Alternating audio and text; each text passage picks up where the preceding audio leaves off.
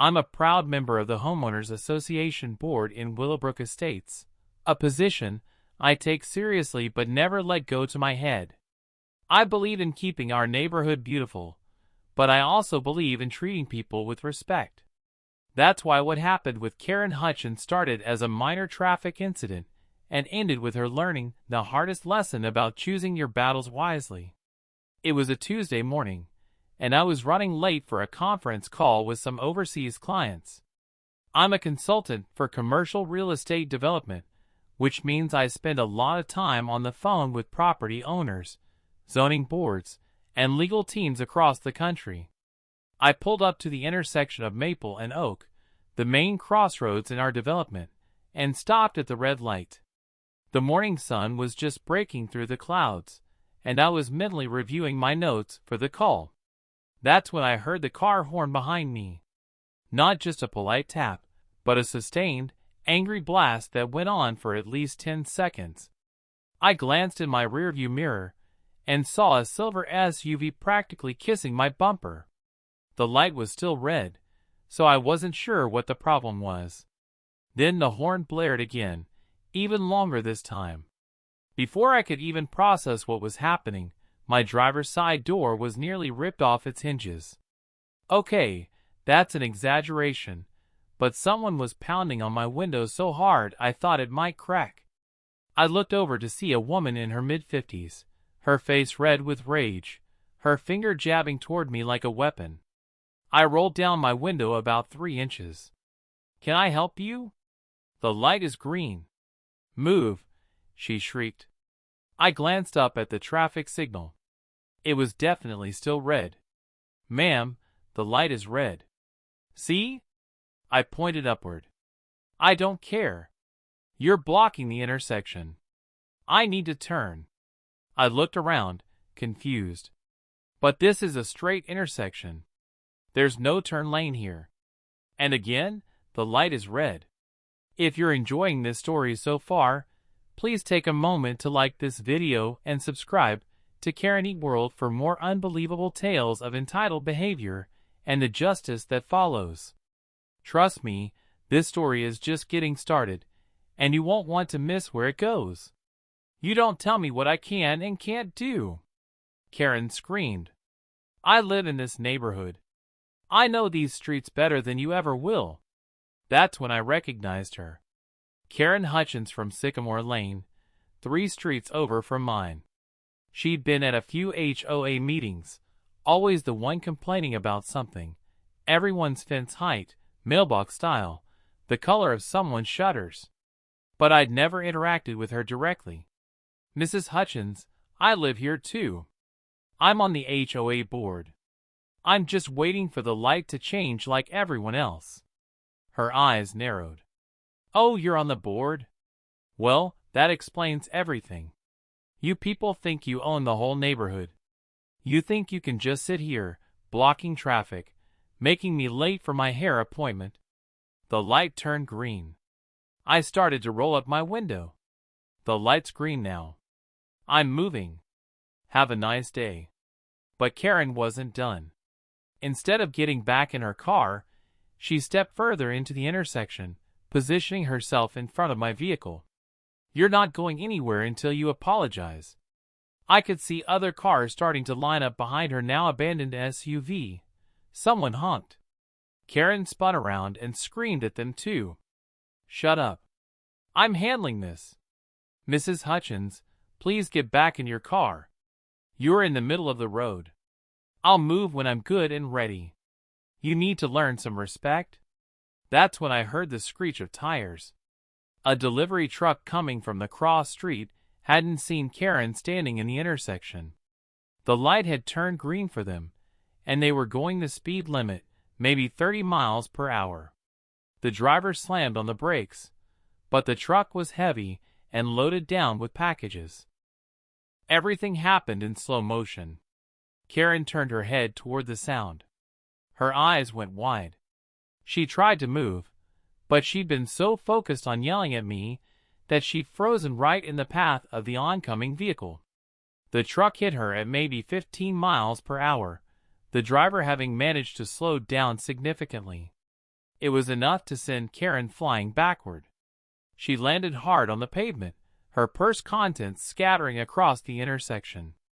I threw my car into park and jumped out, my phone already in my hand. "Call 911. I shouted to the other drivers, who were emerging from their vehicles. I ran to Karen, who was conscious but groaning, her leg bent at an angle that made my stomach turn. "Don't move," I said, kneeling beside her but not touching her. I'd taken enough first aid courses to know that moving someone with potential spinal or bone injuries was a bad idea. "Help is coming. Just stay still."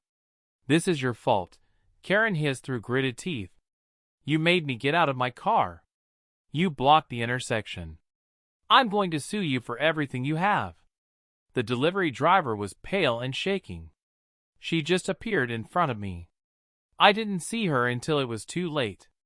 She was standing in the road. "I know," I said. "It's not your fault. There were witnesses. Everyone saw what happened." The ambulance arrived within 7 minutes, which is pretty impressive for our suburb. The paramedics stabilized Karen and loaded her onto a stretcher. As they were lifting her into the ambulance, she pointed at me. "This isn't over. I know where you live. You're going to pay for this." A police officer approached me. "Can you tell me what happened here?" I explained the entire sequence of events, how I'd been stopped at a red light, how Karen had gotten out of her vehicle to yell at me, how she'd refused to move even when the light changed. 3 other drivers corroborated my story. One of them had even started recording on their phone when Karen began screaming in the intersection. The officer took all our statements and information. Technically, we could cite her for a few things: leaving her vehicle unattended in the roadway, obstructing traffic, reckless endangerment. But given that she's being transported to the hospital, we'll follow up later. I gave him my contact information and went back to my car. Karen's SUV was still sitting in the middle of the road, hazard lights blinking. The officer had it towed to a nearby lot. As I finally drove through that intersection, now about 40 minutes late for my conference call, I thought that would be the end of it. Karen would recover, maybe learn a lesson about road rage, and life would go on. I was wrong. 2 days later, I received a certified letter. It was from a law firm I'd never heard of, Hutchins & Hutchins, attorneys at law. I opened it with growing dread. The letter informed me that Karen Hutchins had retained legal representation and was pursuing a personal injury lawsuit against me for causing her accident. According to the complaint, I had maliciously and with reckless disregard for safety blocked the intersection, refused to move my vehicle, and engaged in aggressive behavior that forced Mrs. Hutchins to exit her vehicle to protect herself and other drivers from my dangerous conduct. The letter demanded I contact them immediately to discuss settlement options, or they would file suit in civil court. I called my own attorney, Jim Morrison, who'd handled the legal work when I bought my house. Jim had me forward him all the correspondence along with the police report and witness statements. "This is absurd," Jim said when he called me back an hour later. "The police report clearly states you were stopped at a red light. Multiple witnesses confirm she got out of her vehicle voluntarily and stood in the intersection. You have video evidence. This case won't go anywhere. So I should just ignore it?" "No, I'll respond on your behalf. We'll make it clear that we have overwhelming evidence that Mrs. Hutchins was solely responsible for her own injuries due to her reckless behavior. My guess is once they see what we have, they'll drop it." But they didn't drop it. Over the next 3 weeks, I received 4 more letters, each more aggressive than the last. They claimed I had been texting while driving, causing the initial delay. They claimed I had verbally assaulted Karen.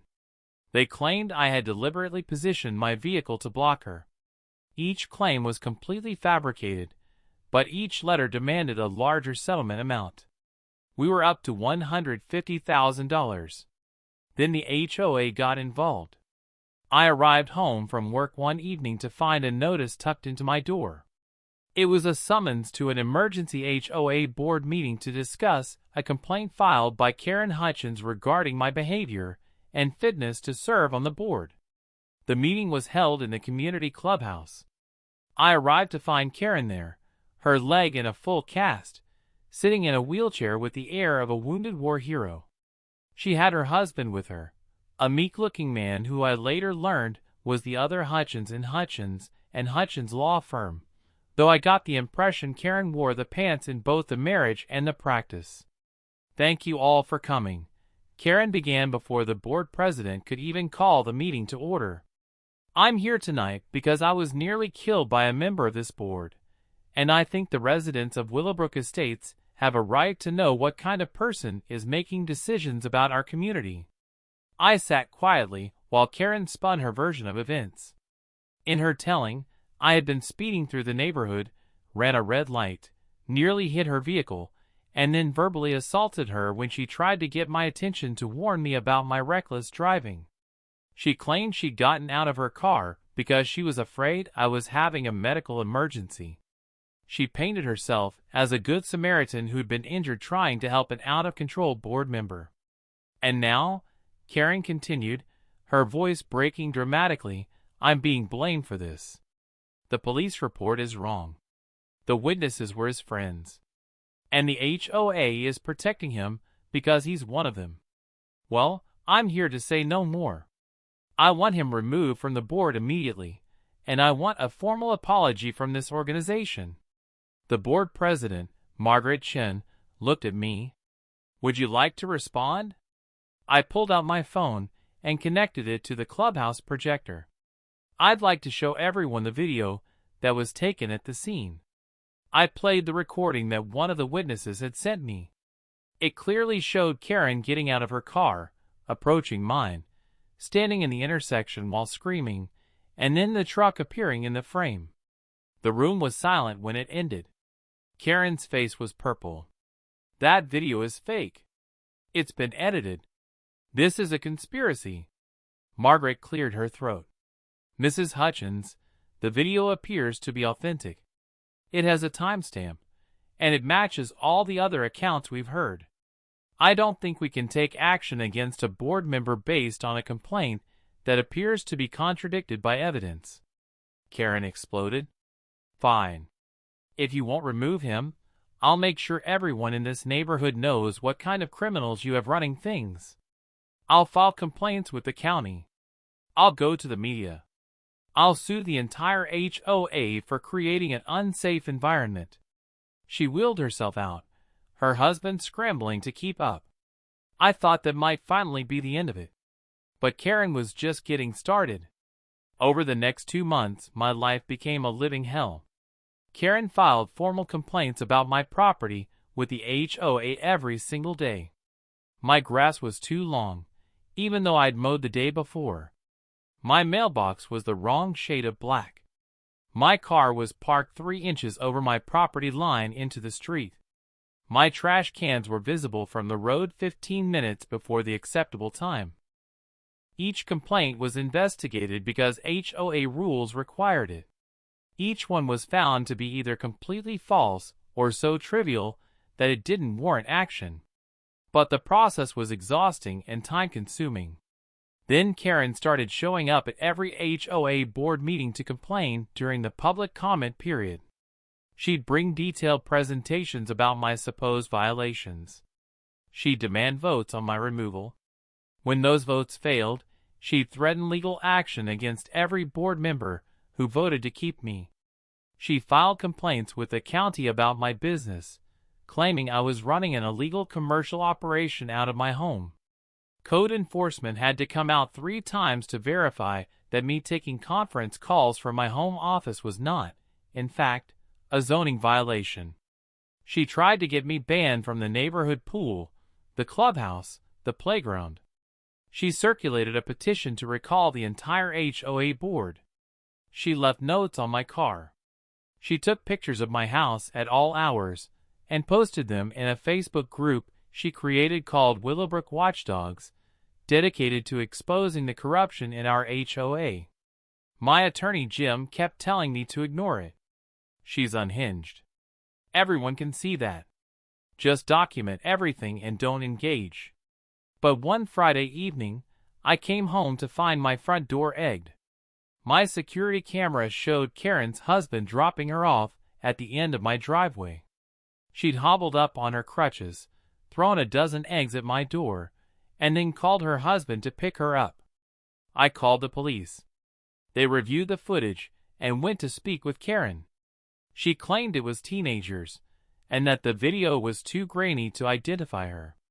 Even though you could clearly see her face and her distinctive cast, the officer said it would be hard to press charges without more definitive proof. That night, I made a decision. I tried being reasonable. I tried following the proper channels. I tried ignoring her. None of it worked. Karen wanted a war, and she'd picked the wrong person to wage it against. See, what Karen didn't know about me was that before I became a consultant, I spent 15 years as an attorney myself, specializing in real estate law and municipal code. I'd walked away from practice because I got tired of the constant conflict, but I still maintained my license and my connections. I also had something else Karen didn't know about: family money. My grandfather had been a very successful developer, and when he passed, he'd left trust funds for all his grandchildren. I'd never touched mine, preferring to make my own way, but it was there if I ever needed it. Sitting in my kitchen that night, wiping egg off my front door, I decided I needed it. I spent the weekend making phone calls. First to Jim, then to a few other attorneys I'd worked with over the years. Then to a real estate broker I trusted. Then to a friend who worked in the county assessor's office. By Monday morning, I had a plan. The key to Karen's power was her perception that she controlled the narrative in our neighborhood. She filed complaints because the HOA had to respond to them. She threatened lawsuits because it made people nervous. She'd built her entire campaign of harassment on the assumption that people would fold rather than deal with her. But there was one thing Karen loved more than complaining about other people: her own property. She'd lived on Sycamore Lane for 20 years in a house she'd inherited from her mother. In HOA meetings before all this started, she'd frequently bragged about her home's value, its perfect location, and how she'd never sell it because it was the best lot in the entire development. Her house backed up to a 5-acre parcel of land that had somehow never been developed when Willowbrook Estates was built. It was just scrub woods, technically outside the HOA boundaries, owned by some investment company that had bought it decades ago and forgotten about it. The land gave Karen's backyard the illusion of privacy and space, and she treated it like it was her own personal forest preserve. I found out who owned the parcel. It took some digging through county records and corporate filings, but I eventually traced it to a holding company that was being dissolved. The land was about to be auctioned off to settle the company's debts. The auction was scheduled for 3 weeks away. I contacted the broker handling the sale. The minimum bid was $120,000. I told him I'd pay $200,000 cash, no inspection, no contingencies, if we could close before the auction date. He called me back in 2 hours. Deal accepted. I closed on the property in 14 days, the fastest I've ever seen a real estate transaction completed. I immediately filed for permits with the county. This is where my old legal experience and my connections came in handy. I knew exactly what I could build on that land, and I knew exactly how to get it approved quickly. Karen had no idea what was coming. She was too busy filing her daily complaints about my property to notice that I'd been unusually quiet. I stopped responding to her provocations. I stopped attending HOA meetings. I just focused on my project. 30 days after buying the land, I had all my permits approved. I hired a construction crew, and work began immediately. The first Karen knew about it was when she woke up one Saturday morning to the sound of heavy machinery in the woods behind her house. She came storming over to my house in her wheelchair, her leg cast now replaced with a walking boot. "What are you doing?" she demanded when I answered the door. "Good morning, Mrs. Hutchins. I'm developing some property I recently purchased." "That land behind my house? You bought it? You can't build there. That's protected." "Actually, it's not protected at all. It's zoned residential agricultural, which gives me quite a bit of flexibility. I have all the necessary permits from the county. Everything is completely legal." "What are you building?" Her voice was shaking now. "A kennel," I said pleasantly. "I'm planning to start a dog boarding and training facility. The county allows agricultural businesses in this zone, and dogs are classified as agricultural animals for zoning purposes. I can have up to 50 dogs on site at any given time." Karen's face went white. 50 dogs? Right behind my house? The noise, the smell, the property value. All my permits are in order. I've met all the setback requirements. The facility will be state-of-the-art with climate control, proper waste management, and sound dampening in the buildings. Though, of course, we'll have outdoor exercise yards too. Dogs need fresh air. I'm planning to offer 24-hour boarding, so there will be staff coming and going at all hours. And training classes on weekends. Should be quite lively. I'll stop this. I'll file complaints. I'll sue. "With what standing?" I asked, my voice still friendly. "You don't own the land. You're not adjacent to it. There's a property line between your lot and mine. The facility meets all county codes. I've already checked with the HOA attorney, and since my property isn't technically in Willowbrook Estates, the HOA has no jurisdiction over it. You literally have no legal basis to object. This is because of the accident. You're doing this to get revenge. The accident where you got out of your car to scream at me while standing in traffic. The accident that was entirely your fault. The accident you then tried to blame on me while filing a frivolous lawsuit and making my life miserable for months." I smiled. "No, this is just a business decision. I've always loved dogs. And that land was such a great deal. The fact that it happens to be directly behind your property is just a coincidence." Karen tried to get her lawsuit amended to include claims about my purchasing the land in retaliation. Her own husband told her it wouldn't work. She tried to rally the neighborhood against me, but most of our neighbors were so tired of her constant drama that they didn't care. A few actually thanked me, saying they'd always wanted a convenient place to board their dogs. She filed complaints with the county claiming I'd violated permit procedures. Each complaint was investigated and dismissed. She tried to organize protests at the construction site. 3 people showed up, and 2 of them left when they realized what it was about. The facility was completed in 4 months. Paws Paradise Boarding and Training Center opened with a waiting list of clients. I hired experienced staff, invested in top-quality equipment, and made sure every dog received excellent care. The online reviews were glowing. Karen's property value didn't actually decrease, though I'm sure she checked constantly. But her peace and quiet certainly did. At any given time, there were at least 30 dogs on site. Despite the sound dampening, when 50 dogs decide to bark at a squirrel, there's only so much any building can do. The staff arrivals for early morning and late night shifts meant headlights and car doors at all hours. The weekend training classes brought a steady stream of vehicles. Karen tried everything. She called animal control claiming neglect. They found the dogs extremely well cared for. She called the health department about waste management.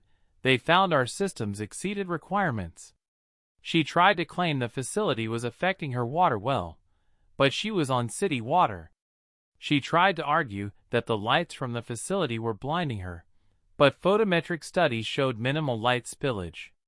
6 months after Paws Paradise opened, I was in my kitchen making coffee when I saw Karen's house listed for sale.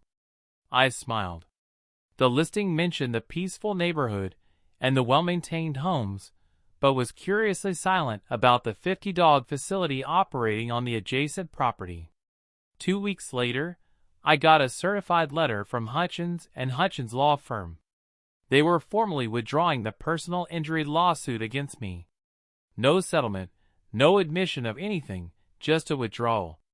Then, this morning, I was pulling out of my driveway when I saw a moving truck in front of Karen's house. I drove past slowly.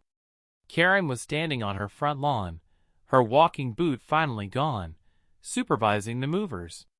She saw my car and our eyes met. In that moment, I saw the exact second she realized what had happened. That the traffic light argument she'd started, the lawsuit she'd filed, the months of harassment she'd inflicted, all of it had led directly to this moment. She'd made me her enemy over nothing, and I'd responded by permanently destroying the peace and property value of the home she'd sworn she'd never leave. Her own stubbornness and vindictiveness had cost her the thing she valued most. Her mouth opened, then closed. She looked from me to the kennels visible through the trees behind her house. I could hear the happy barking of dogs enjoying their morning exercise time. Karen's face went through several expressions: rage, disbelief, and finally, defeated understanding. I gave her a friendly wave and drove on. I had a busy day ahead at Paw's Paradise. We were fully booked with boarders, and I had 3 new training classes starting this afternoon.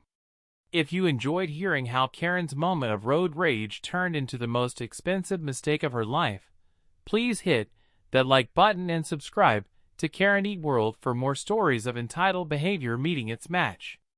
Sometimes, the best revenge isn't just served cold, it's served with 50 barking dogs, and it's absolutely legal.